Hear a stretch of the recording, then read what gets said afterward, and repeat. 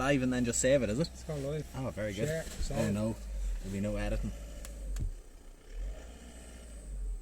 Do I move over a bit or am I alright? It's all good, man. Okay, It's all good. excellent.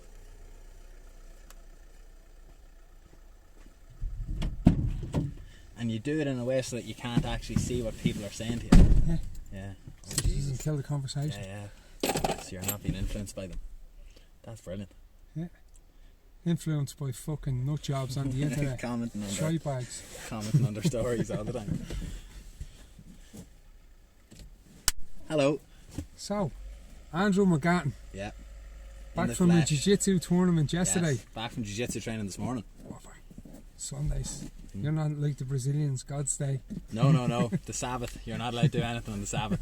No, I love training on Sunday. Sunday's the best day to be training. Sunday morning, Sunday night. So you just keep going. Keep on lit. Yeah, all the time. Or for as long as I can. Sunday mornings are class because I try and train the last, say, 2 months. I've tried and trained with lighter people on a Sunday morning. So like 2 or 3 lads who've been good training partners of mine for years, and they're all under 70 kilos. So we just train and then finish it off with like a no-gi or a gi shark tank, where one person stays in for 90 seconds. Swap every 90 seconds with a new partner and try to do like a 10 or 12 minute round to finish off. So it's just, that was like, I just felt that I didn't want to stop that sort of routine. So it was like, one of my favourite things used to be coming home from a tournament on a Sunday from Dublin and then training at our open mat on Sunday night. Sound. Because you just go straight back in. So it's like, I'll be training tonight at the open mat again, but there was just always something about trying to train as quickly as possible after a tournament that just always seemed really important. Correct details and Not even like looking back over something. It's just like the tournament, the result actually means nothing once the tournament's over. Yeah. Like, I think the one thing that loads of jiu-jitsu people mightn't, or they would admit to themselves, I mean, I don't mean that they shouldn't admit to themselves, but it's like you'd go you're actually only after the buzz of the day.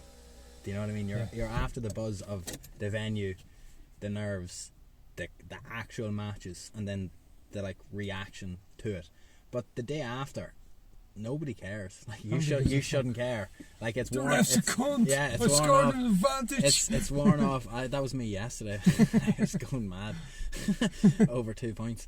But it was like, that's the, once that's gone. Like I used to always make a joke to the lads that once we pass the Rush or Lusk Apple Green, that's about it. Do you know what I mean? Because you're in getting your Burger King and then you realise you're going home. Do you know what I mean? From that point on, it's just kind of, it's done. Like, but just always, there's always a great, like, there's always a big come down as well. See, if you don't train for ages after a tournament, I think that's stupid.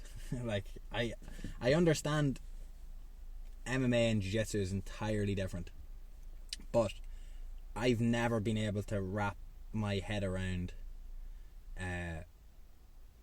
people who will train for a camp as opposed to train for the sake of training. I don't get that. Like you get to or like maybe we don't get it because we've never fought, and there's a level of definitely that you have to understand to it. But like anyone that I have trained with in the last, like anyone from say the gym, like say Decky or Marcin, who are the 2 pros, like Decky's had mad injuries before every fight recently, but he's back. Like he'll take maybe 4 or 5 days off, and then he jumps back into training. Like, and he's going nowhere near the same intensity as what he would have been 3 weeks before the fight. But he doesn't want a gap from his training. Do you know what I mean? He's just back in straight away.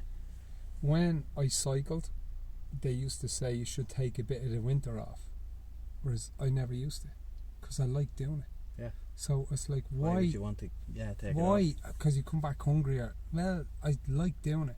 Or when I ran marathons, they'd say after a marathon, take a day off for every mile you ran. I'd be running the next day or the day after. Like, not mad. So they want you to take 26 days off. Yeah. It's like, fuck that. I like running. Yeah. So why am I going to take... So I'm coming at it with that, if you really like now, well, I'm not a fighter, I'm not an MMA fighter, but like from a jiu-jitsu point of view, it's fun. Yeah. It's good crack. It's class to do. It's grappling, wrestling. It's fun.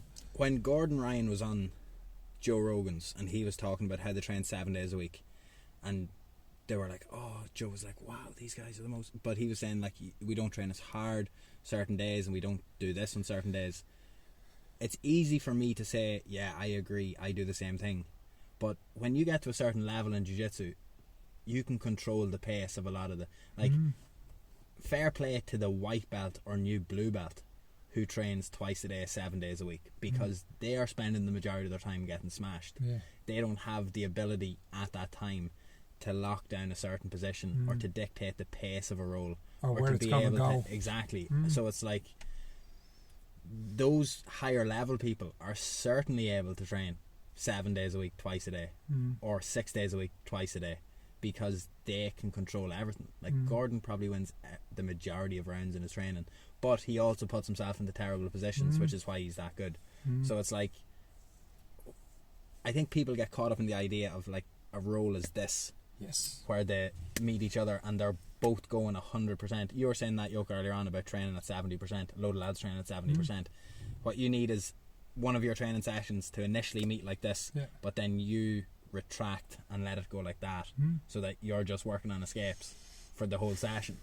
That means you're not trying to fight back a person's physical energy that could potentially get you injured and force you to miss the next training session. If I get if I get enthusiastic energy off someone in a roll, but I know I'm tired, I'm not going to try to beat that with my enthusiastic energy that I don't have. I'm going to retreat and defend myself to then use that as a round to say that, okay, now this is, don't let him take your back, or let him think he's getting your back and then transition out of it so you can counter into like a half guard or come back onto your back. It was like, those are the things that, like, I think how you should be training, maybe smarter or something. Or if you're training, say, I see it with the guys, say Sergei's lads, Max and all the younger fellas, or Nikolai, they're 70%, they're loose, they're playing, they're putting themselves in bad positions. Why? Because they train twice every day. If they did 100, I'd imagine they're more likely to get hurt. Do you know what I mean? And like, yes, there is times you can't train like that all the time. There's times you have to not hurt yourself, I mean feel it. Twice a week, you know, you need to feel it twice a week. But the other times, the reason why you can train twice a day, 6 days a week, is because you can do that. And any of the good guys I've come across in this country, like the same with Craig Coakley and Collie, they're not killing each other every day, but they're in there twice a day, because if you're training hard twice a day, you can't kill yourself. Otherwise, you might get 3 weeks good training in, then be missing for 2, and that's counterproductive. Do you know what I mean? No, consistency. Yes. That's the most, like, I don't know, I would say, I can remember during the first lockdown when I was talking to Seb about something, Seb was doing these week calls with some of the coaches so that people from the gym could be watching and stuff like that and chatting in and maybe find out more about everyone. Like, his backstory is mad, but he had said to me, he was like, before we were doing this, he's like, I was trying to think, you've never gone missing. Like, so he wasn't in Ireland when I first started. One of his blue belts was taken to countries. He was stuck in Brazil. He came back summer 2011. That's when I started training under him, and he was like, from that point to now, there hasn't been a time where I haven't at least seen you once a week. Do you know, like, and you were maybe in Dublin for college at that time, but otherwise I see you every time. Like, something has to be up if you're not there. Do you know what I mean? And I was like, for me, that was something that, like, made me sit back and just be actually mad proud about it, because I was just like, oh yeah, like, I think at every belt there's always been people either that I've competed against or trained with who were better than me, who all dropped off at some point. And then when they came back, I had either progressed and they stopped entirely or stuff like that. But it was like, it's the most cliche jiu-jitsu meme quote in the world, but it's actually mad true that, like, the black belt is a white belt that actually didn't stop. Do you know what I mean? It's not about who's good, it's about who's left. Do you know? And that's, I think that those people just have to either really enjoy it, or they train in a certain way that they're not trying to kill each other to the point of, like, I've never suffered a bad injury. Like, I'm sore. I've been sore and I've had things wrong with me, but I've never had a bad injury. I've never had a break. I've never had like something that would make me take a load of time off. And I think it's because of training that way. I think it's because just didn't try and always, like, go head first into a lot of training sessions. I think as well, for myself, and you'll probably understand this as well. I think white to blue belt for me, white and blue belt were the toughest belts. And Yeah. I say toughest because you're just getting fucking smashed all the time. And you're walking into the gym going, why am I doing this to myself? And it seems from purple belt, it's like, no, I'm actually starting to enjoy this now. To like And it. now, I kind of just wanted to get a blue belt, and I kind of had said to myself in my brain, like, I'll just get a blue belt and I'll have achieved That'll something. be it, like, yeah. And now I'm like a purple belt, I'm just like, I can never see myself not doing this Yeah, thing ever. that I really enjoy. And it's, now I'm a bit older, and not mad old, but I'm a bit older. And like you, sometimes I just defend. I know what I have in me, so I play, not a mad tactical game, but I put myself in bad positions. Yeah. But I'm not meeting people like that, because if I meet people like that, I can't do the next one, and I can't do the next one. You know what I mean? Yeah. So it's... I was like 4 years. I was like, I started. The day I started was the same day I went to my first ever MMA event. It was in the summer of 2010, and then from the summer of 2010, it was like March 14 before I got my blue belt. You know, that was a long time. That's a stint. But like, I can remember, just because of the gym, and just because of the environment, or maybe the popularity of where we train, like in the area. Like when I first started going down to Newry, I was the smallest there by about 15 kilos, Yeah, and there wasn't another beginner start for like 5 or 6 months. yeah, Do you know what I mean? So I was literally going down to always get beaten. Do you know what I mean? Whereas now, like, I say this to people, and I would go back and do nothing different. yeah. Maybe I would, but I wouldn't.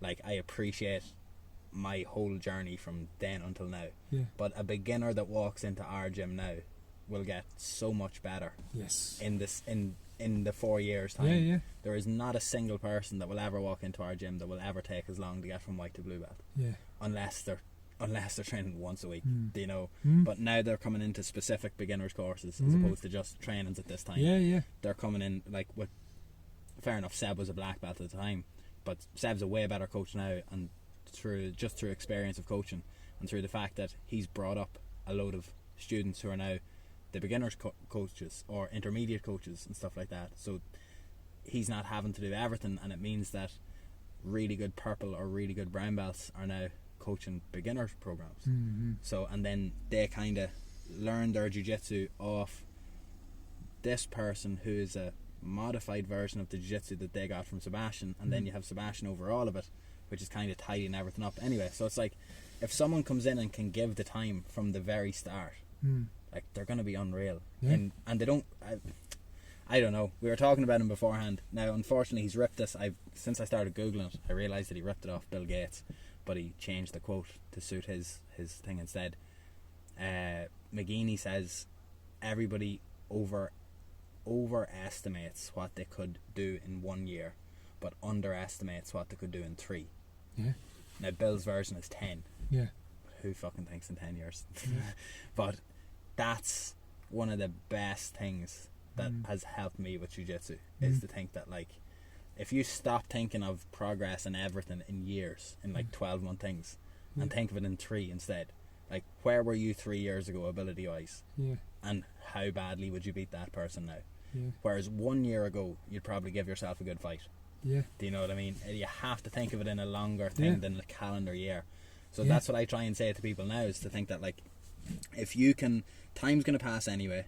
If you can give 3 nights a week to a beginner's program, within 3 years you will not recognise yourself as a person, physically, mentally, attribute wise, in terms of how uncoordinated you feel when you start jiu-jitsu versus what you can do 3 years in.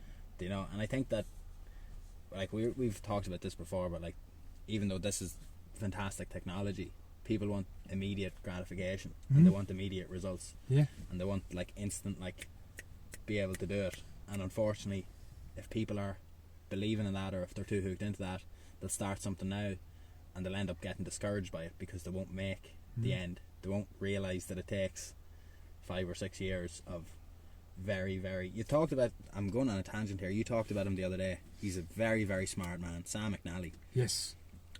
Sam had told me a couple of years ago, I was up sitting in a gym facility somewhere in South Dublin, where Sam was teaching a load of employees because he was doing that exact thing Yes. before the world shut down. Yeah.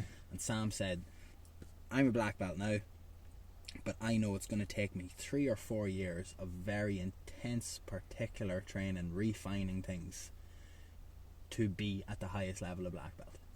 And he had that awareness at that point, despite having put in whatever. And he was saying that because he had just we had just been in Amsterdam at a tournament. We were both competing at it, and he had lost by one advantage to like the top brown belt in the world, a guy called Diego Pato, who's now like one of the top black belts in the world. He's called Pato means duck in Portuguese or something like that. He looks mad, but he's now like high level, and Sam was that close to beating him that day, like literally that close to beating him.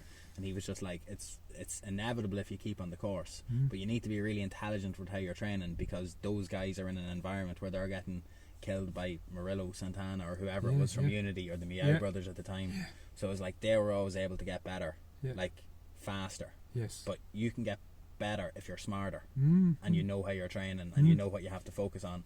So I think, as far as I would still think like I can't even remember what the original point there was, but like that point about like refining his art. Yeah. It's like me and you are going, Sam McNally's a black belt, fucking hell, and he's looking at it going, no, I have to do this for 3 years to get to there. That guy Levi Jones Leary from Unity, who's like one of the top black belts in the world, he came out of nowhere, but 8 years beforehand he said to himself, if I train X amount of hours a week for X amount of years, I will get to this position. And that's literally, like, he said that in an interview before.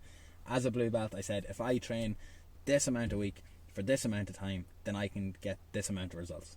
And he just did it. Like, he just broke it down that simply in his head. Hours, whether it was the 10,000 hours theory or not, like, that's what he did. And now then he kind of came out of nowhere and he was like beating Lucas Lepre or winning the Euros, or I don't know, I don't think he won Black Belt Worlds, but he came close to winning Black Belt Worlds or had a big appearance at Black Belt Worlds. But it was like nobody, like, I don't know, John used to always say, John Kavanagh used to always say, it took me 15 years to become an overnight success. Which is actually a very true statement, because you just kind of explode out of nowhere and then people want to know about you, but really they didn't give a fuck about you when you were doing the work. So it's like, I really do think someone like Sam, and especially Marcus, are gonna like they're gonna blow up in the next 2 years. They're gonna have big results, big wins for themselves in the next 2 years. And I think that's class, to be knowing that like I was a white belt at the same time as them. And I've been reflective about this myself over the last 6 months, like properly like honest with myself. I wasn't like, I was trying not to like put myself down, if you get me, but it was like Marcus and my first competition was the same one. 90% sure. It was in Barry Oglesby's gym, November 2010. And we all competed against each other.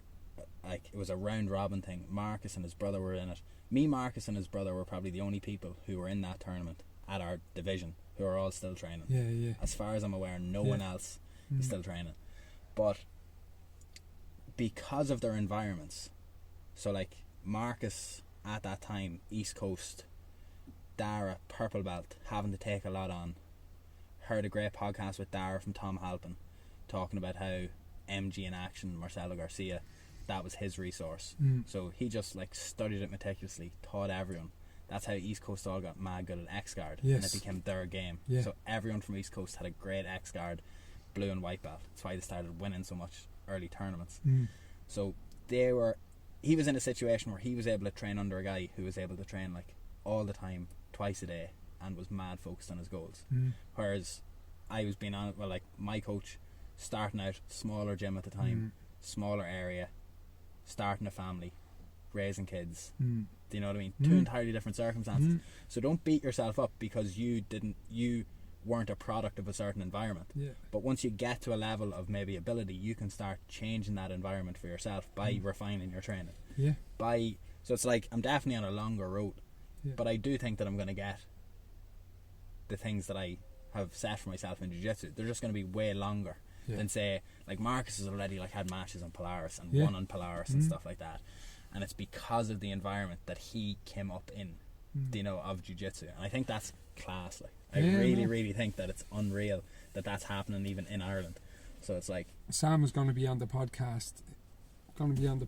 Again, but I was speaking to him the other day after he taught on Wednesday night. We went to the no-gi on Wednesday night, and Max was over there the Saturday before, and I'm looking at them rolling, and I like breaking it down, and I've spoken to Marcus numerous times, and Marcus has changed my mind on the way I think of jiu-jitsu a bit, and he's influenced me a little bit. He mightn't even realise that and stuff he said, and I've kind of gone, yeah, actually what I thought was wrong, and this is actually right. But anyway, when you see what they do, it's like, that's why they're the best jiu-jitsu gym in the country, you know, and that's why Max is there, because he wants to do no-gi, and they're the best guys around. And if you want to get to any sort of level, you just train with fucking savages. There's no, you don't take Instagram photographs with savages, you actually get in the fucking mix with them, and then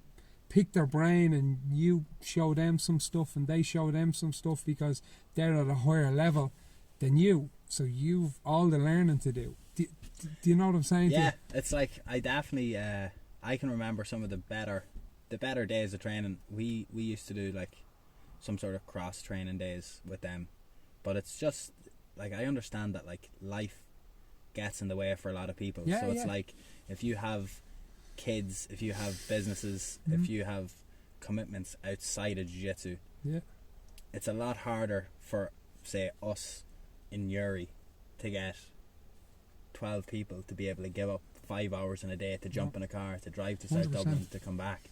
Do you know what I mean? So it's then you try to think of, right, well, if I can get 8 of those people to come into Newry for 90 minutes to 2 hours to train, then that's better than nothing. That's better than one person. Do you know, like, I can just always remember thinking that, like, anytime I've been there, maybe for rolling or training or something like that, it's just class. Like, it is really, really good. But it's not in the point of trying to say that, like, and where I train isn't. Do you know what I mean? I get, but you have to, like, I know that the like battles as such that have happened in gi or no gi tournaments over the years, anyone from our gym that's ever competed against someone from their gym will say that they are better because of having competed against them. Do you know? And I know that they have said before that maybe the level of Team Torres or Revolution or Royal Grappling Academy or different gyms has helped their level go up, because unless they have good people in certain divisions fighting them back, they're not going to get better. And it's like, I think people, when that's a bit of a weird expression. I think people.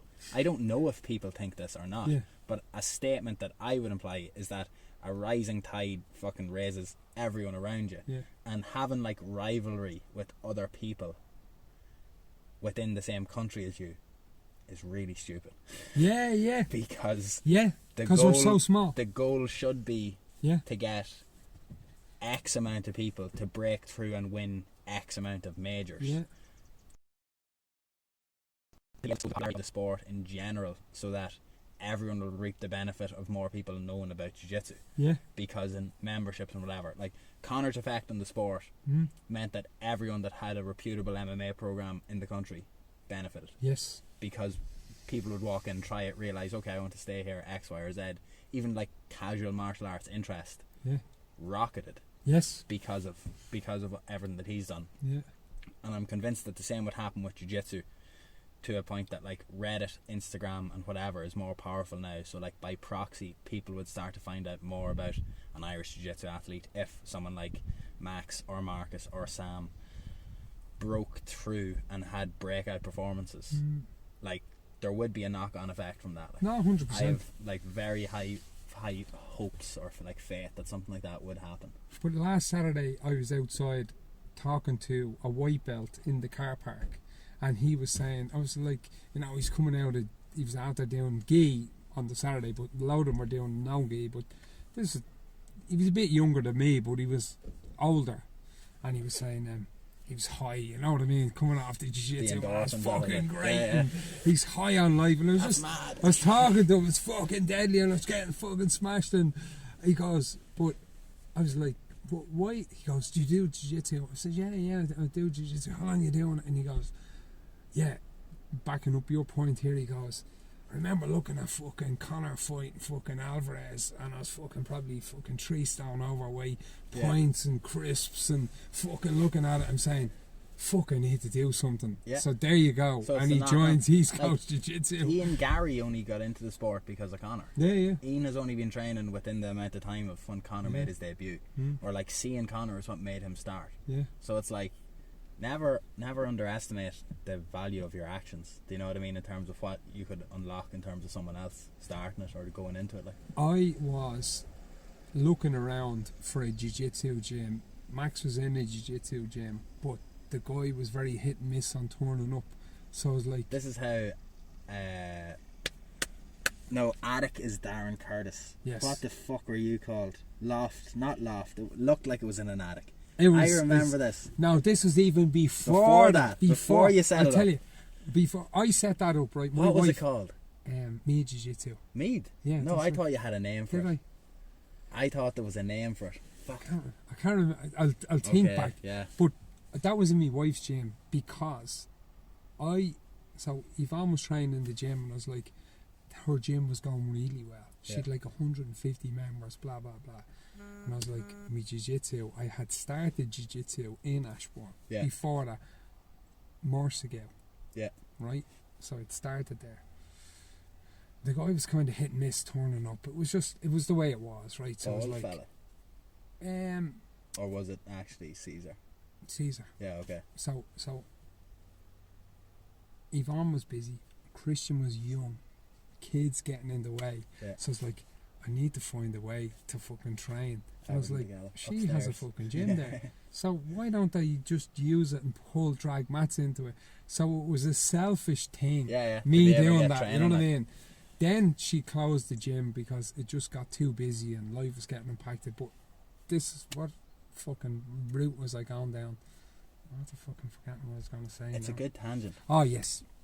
So you're talking about Conor. So I was looking around then for a jiu-jitsu gym. I didn't realise Roddy had a place down and fucking didn't realise that Primal. I didn't realise Team Rhino was there. I was working South Dublin one day and somebody told me about there was a jiu-jitsu gym on the Long Mile. And I went down to the Long Mile and they said, listen, we're doing a big move, blah, blah, blah. I think it was just before Conor went to Sweden. I think it was just before that. And then I applied and they said, wait till we move around the corner. Yeah, and I went around the corner and that was it. Joined SBG. So with there Max. you go. So that's where that came out of. So that's you were one of the ones that that flocked in because of no I know that was the biggest, like, see that old gym though, that was a mental, like, I'd been there a bit just in, I can remember Joey Breslin used to train at 6:30 in the morning to do some classes there.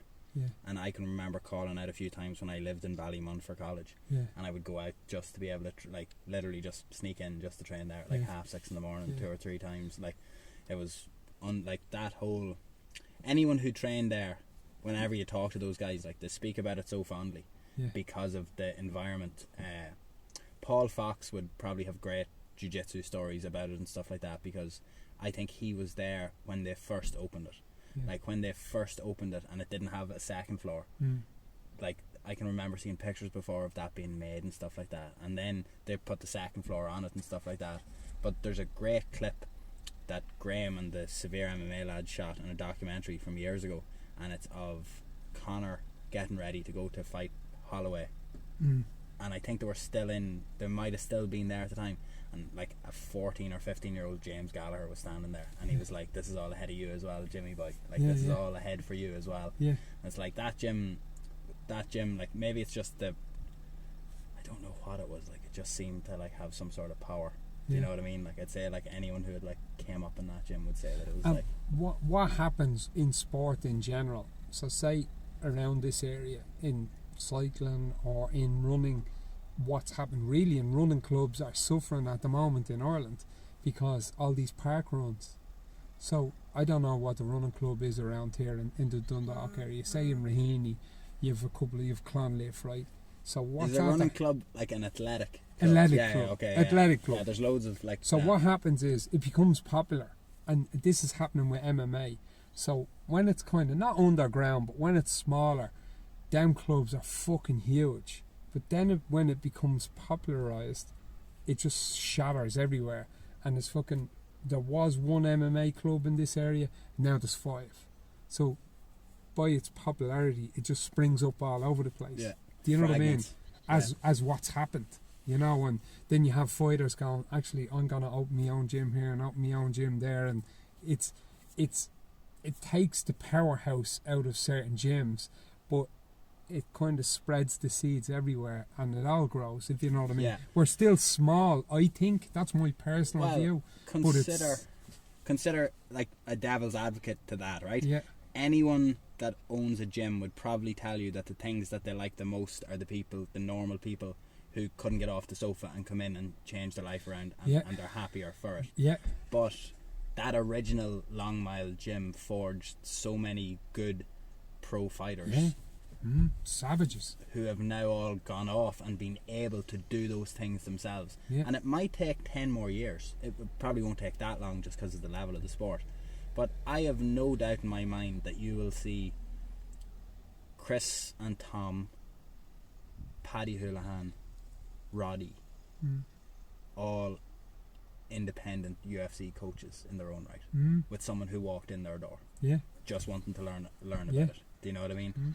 To a further extent, then it might take slightly longer. But someone like I know you would know way more about Sergey. I wouldn't know a lot about the boys who are there, like directly under him. But I'd say it's a matter of time. I'd say it really is savages. A matter of time. Like he has about 10 young fellas out there that they are fucking animals. Right, I can remember doing a chat with him before in like September 2018 or something like that, and it never got put out.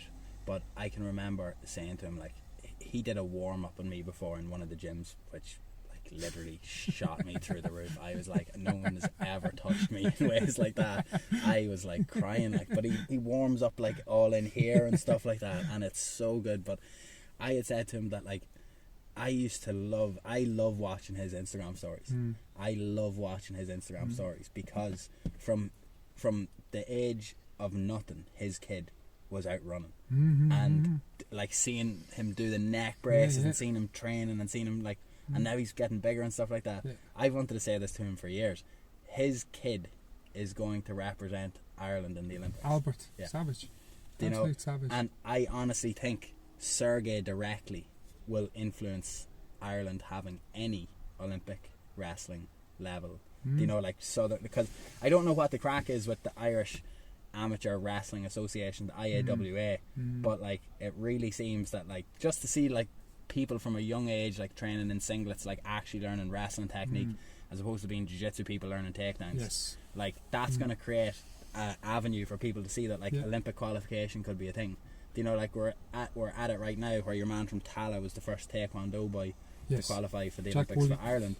So it's like, I think it's nearly inevitable. By the way, skateboarding is a crime, not a sport, so it shouldn't be the Olympics.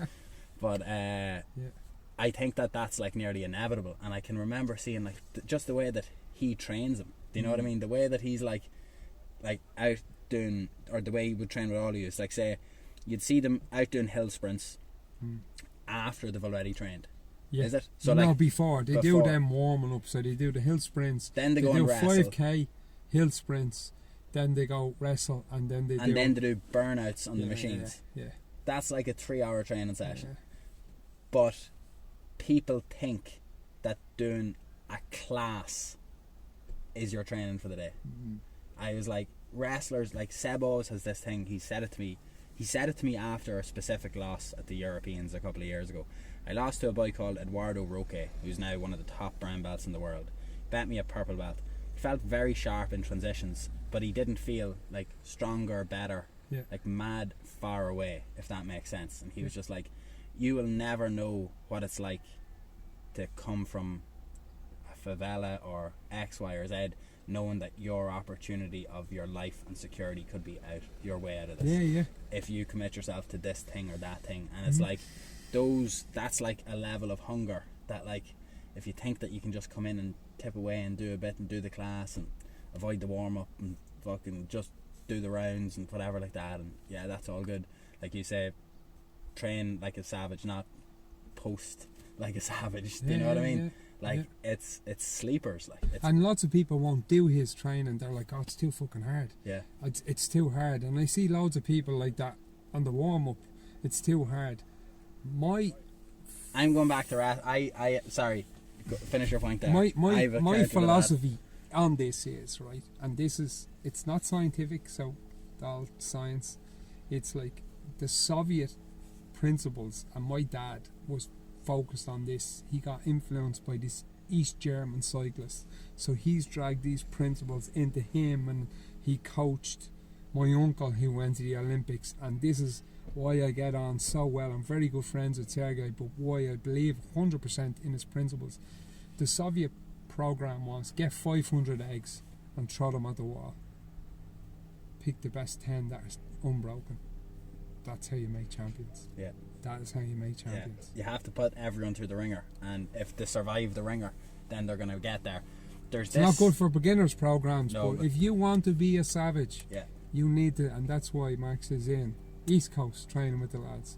That's why he's down with Craig Coakley training with the lads. That's why he's in Roddy's training with the lads. That's why he's in Sergei's training with the lads, because they're all fucking savages. Yeah. And if you want to be a fucking savage, you have to train with fucking savages. We have Seb.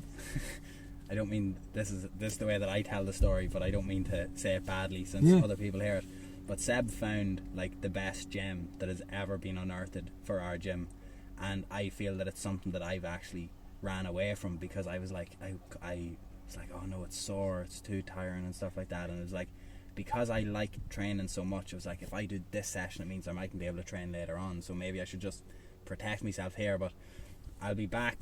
I will be, like, we used to do a Thursday night wrestling class, which I used to love, but then I realised that we were just doing like wrestling because Seb has such a good judo background, and his whole background in judo is a mad story, is class.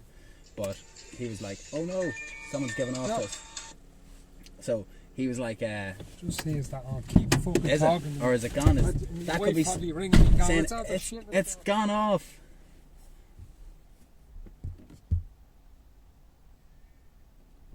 Are we gone? No, we're on good. Oh no. Saying we can't see the side of Andrew's head.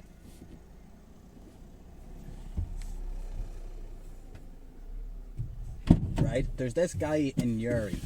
He's called, we call him Moomy, but I think his name is like Moomin. But he was like basically like a former Olympian. And if he wasn't and I have this wrong, if he wasn't a former Olympian, he was a coach. Do you know what I mean? And he's personal friends with people who are competing at the Olympics at the moment, and has trained them in the past. Just life circumstance, fell in love with a young one from Northern Ireland, is now in Northern Ireland. He was doing security in Tesco. Yeah. And elite level wrestling coach, and now he's training the lads down here.